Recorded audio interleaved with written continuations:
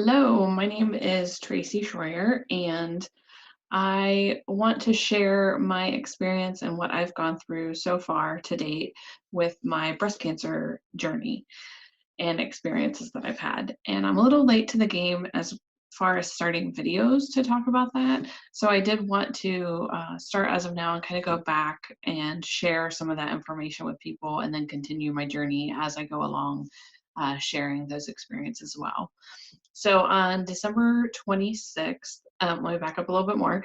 In early December of 2019, I was playing around on my health chart. They have an online that you can log into with Ohio Health. I'm in the state of Ohio. And I was looking around on my chart online, just happened to be on there, and there was a reminder to get a mammogram. And I remember, so I'm 42 right now, and I remember when I was in my mid 30s asking, it may have been even earlier than that, asking my gynecologist if I could get mammograms, start getting them much earlier than normal because of my family history of cancer, of different types of cancer.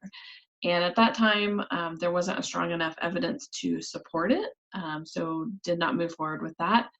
I failed to remember when I turned 40 to start doing it. So I turned 42 in November 2019, saw that reminder on my online platform in early December and knew I was going to take a couple days off of work at the end of December. So decided to go ahead and schedule that very first mammogram of mine for December 26th. Little did I know what road that would take me on. I went in on December 26th. It's an office near Dublin Methodist in Dublin, Ohio, and went to do my mammogram, and it did not hurt at all. I know it depends on whether you're dense tissue or not. I thought maybe the size would impact it or not, but it's more whether you have dense tissue or not. It was not painful to go through it.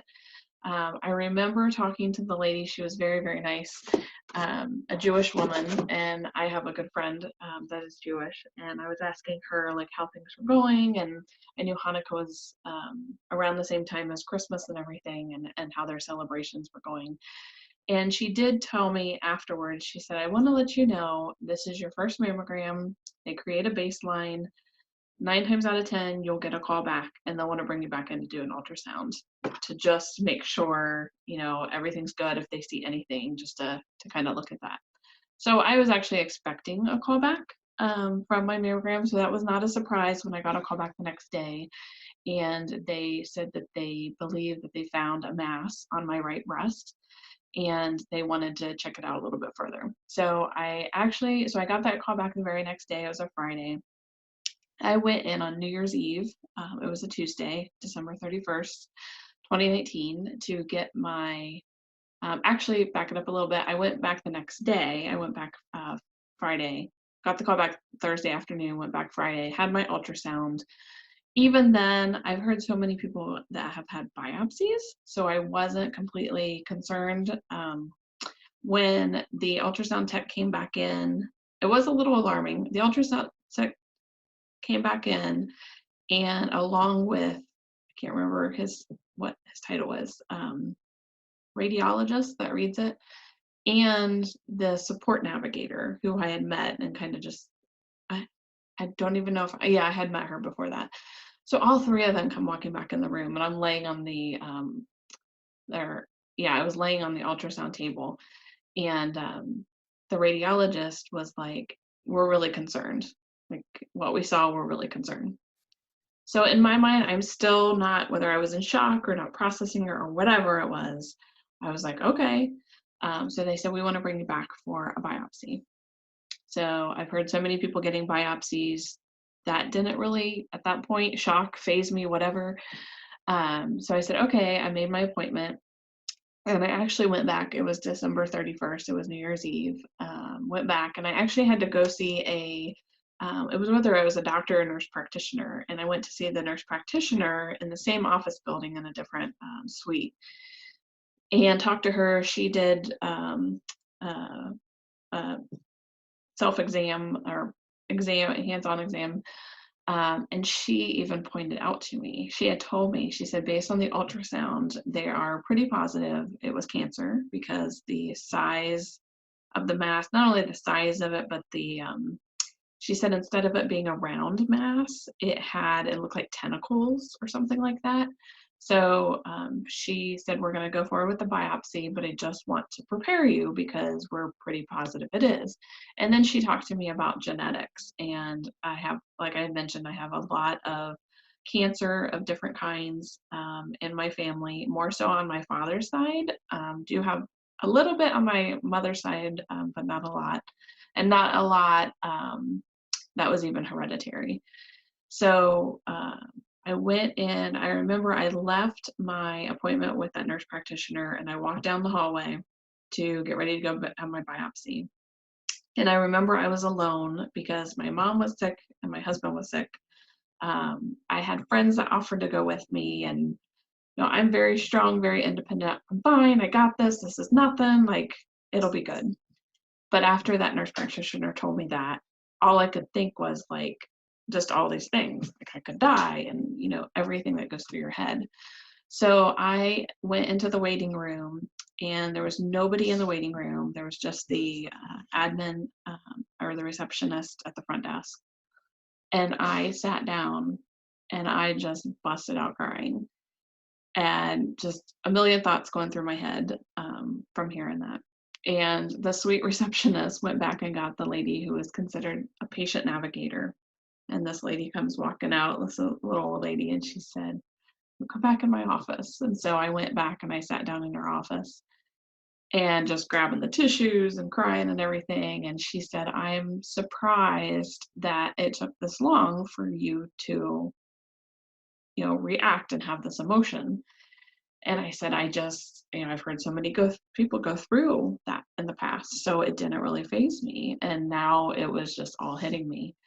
And so, she gave me hugs and she was just a sweetheart. And everybody knows I hate hugs, but I know there's a time and a place and you need them sometimes.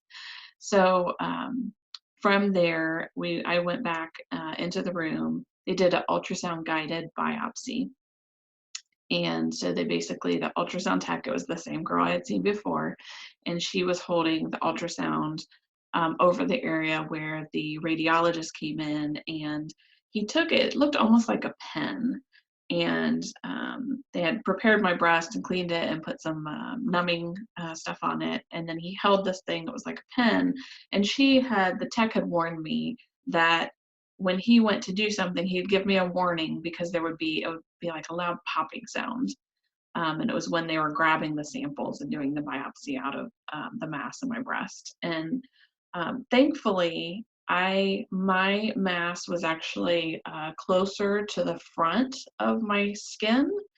Some people have masses that can be farther in or closer to the chest wall. Mine was further out. So it wasn't too difficult for them to locate and then for him to capture. And I want to say it was between 6 and 8 times that thing snapped that he grabbed pieces of it. And the whole time he was over here doing that, and the ultrasound tech was on the other side and had the screen up, and I was watching it so I could see that needle go in. Some people are, queasy and everything, but I was able to watch it, and I just thought, oh my God, this is just amazing, medically and technology, what they can do. So I was watching that, and I remember the nurse telling me, or the ultrasound tech telling me that, they were putting this numbing stuff on me.